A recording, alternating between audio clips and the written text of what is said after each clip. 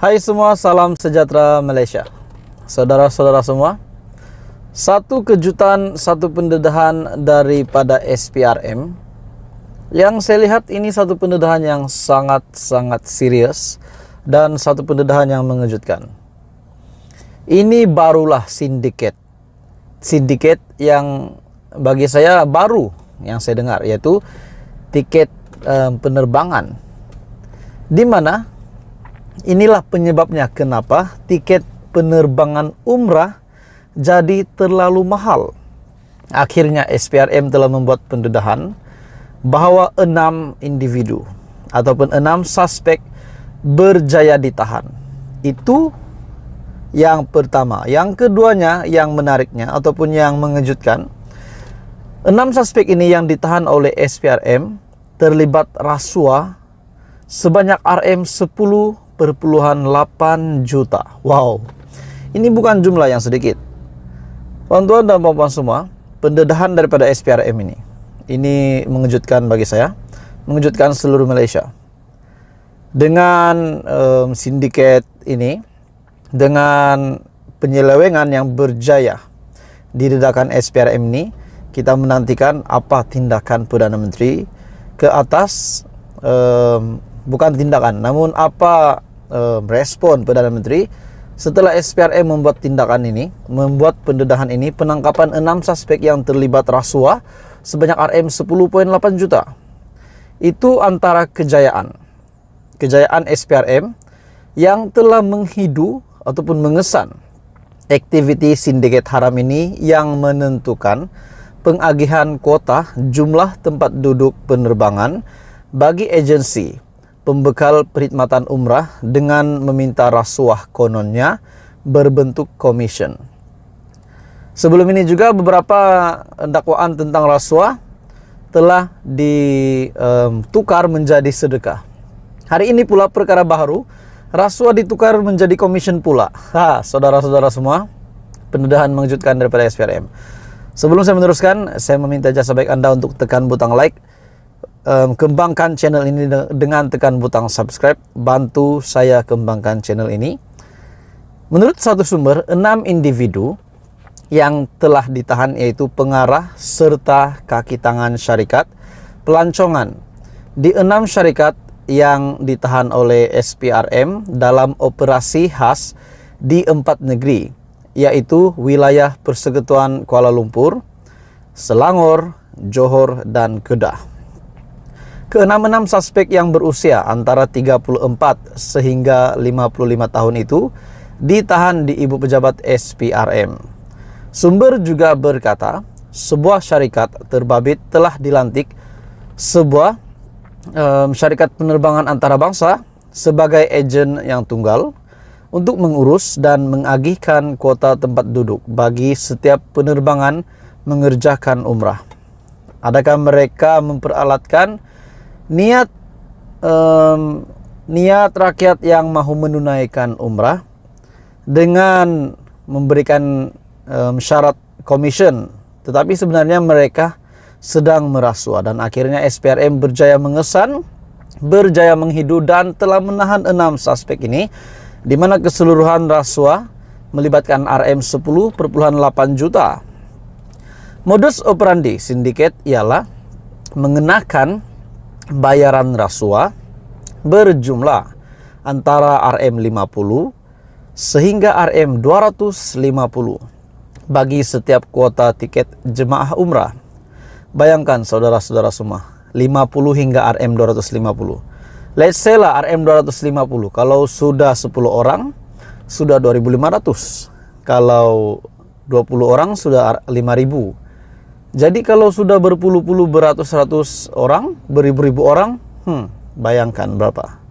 Jadi pada akhirnya saudara-saudara semua, sindiket ini dipercayai sudah menjalankan kegiatan ini sejak tahun 2018. Dikatakan sebanyak 216.000 tiket telah diagihkan dengan bayaran rasuah, sekurang-kurangnya berjumlah RM10,8 juta. Ini satu lagi pendedahan yang mengejutkan bagi seluruh Malaysia. Patutlah tiket penerbangan umrah mahal. Dan pada akhirnya 6 suspek berjaya ditahan oleh SPRM. Halo semua, salam sejahtera Malaysia. Satu kejutan hari ini yang saya nak sampaikan kepada tuan-tuan dan puan semua yang menonton video ini. Banyak sangat pendedahan daripada SPRM.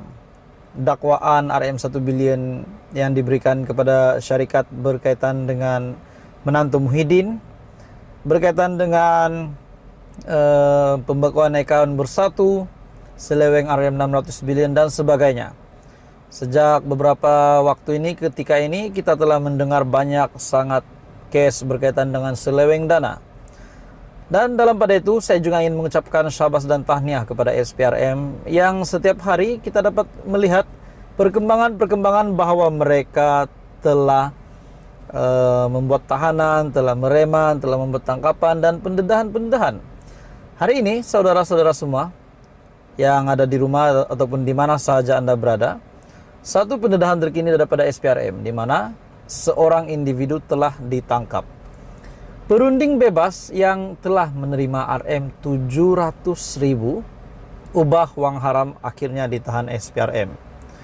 Suruhanjaya Pencegahan Rasuah Malaysia SPRM telah menahan seorang perunding bebas kerana disyaki menerima upah daripada seorang wanita yang bergelar Datuk Seri bagi melakukan kerja-kerja membabitkan kegiatan pengubahan wang haram. Kemarin pun ada berita tentang ini, hari ini pun ada pula berita, ada juga berita tentang pengubahan wang haram yang juga dilaksanakan oleh seorang Datuk Seri. Suspek yang berusia 70-an itu dipercayai telah menerima habuan dianggarkan lebih RM 700.000 sepanjang 2016 sehingga 2017 sebagai balasan melakukan aktiviti pengubahan wang haram dengan membawa wang tunai yang disyaki hasil penipuan pelaburan. Suspek juga disyaki bersubahat dengan Datuk Seri terbabit berhubung kegagalan mengisytiharkan sumber wang pelaburan itu bagi tujuan menipu syarikat milik individu berprofil tinggi. Pengarah kanan siasatan SPRM, Datuk Seri Hishamuddin Hasim mengesahkan penahanan suspek pada jam 4 petang semalam ketika dia hadir memberi keterangan di Ibu Pejabat SPRM Putrajaya. Jadi saudara-saudara semua, ini satu lagi tangkapan yang bagi saya memang mengejutkan. Tak kira lah pangkat kau apa, Datuk Seri kah, YB kah, apa-apa sajalah menteri kah, timbalan menteri kah, kalau bersalah tetap bersalah. Akhirnya perunding bebas yang telah menerima upah RM 700.000. Jumlah ini bukan jumlah yang sedikit, tuan-tuan dan puan. Akhirnya perunding itu telah ditahan oleh SPRM kerana telah terlibat berkaitan dengan pengubahan wang haram bersama dengan seorang Datuk Seri.